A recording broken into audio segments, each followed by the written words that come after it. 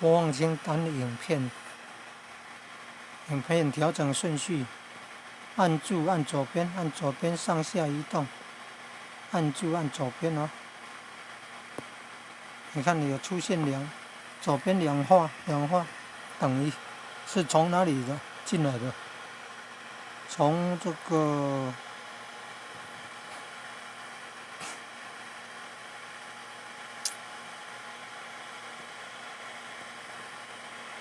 媒体库吧，这是媒体库吧。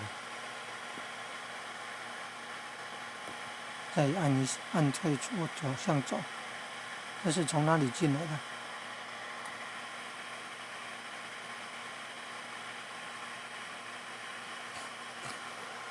这进来又按右下角媒体库，按媒体库要按到找到刘芳春讲师，刘芳春讲师讲解能源经、内盘经、金刚经、六祖坛经、心经、道德经，还有好多的。然后滑到首页的那个，本来49在最后面，现在已经移动到了48的后面。是怎么进入这一页的？退出，向左退出，向左退出。要进入这自己的频道啊，在 YouTube 那个操作程式，点按进去以后，找到自己的账户，找到自己的频道，进入自己的频道首页以后，按这个管理影片，按管理影片，管理影片在媒体库来播放清单，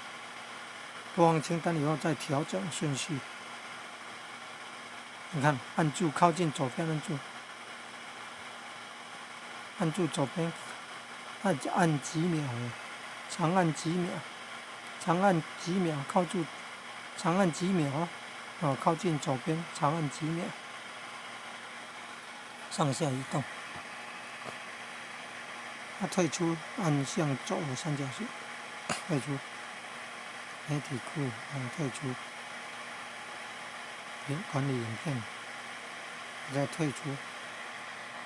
你看，退出就是这样了。你看有没有看到 YouTube 这个播放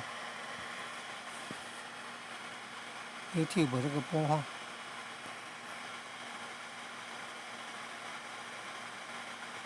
退出 YouTube 按YouTube 这个首页，然后右上角，通常都是自己的频道，你的频道，然后管理影片，然后右下角媒体库，媒体库按一下，然后找下面那个播放清单，有没有找到播放清单？找到播放清单哦，在上面哦，还有移动位置哎，刘芳春讲师这个，找到播放清单了，原来常用的会跑到上面去，滑到自己要调整顺序的，目前是已经照顺序排了，刚刚本来49在最下面的，已经移动到48的下面，按住靠左边等号那个符号，按住要长按哦，长按几秒，长按几秒，按不成功再按，再试试看，长按几秒，你看，长按几秒再上下移动。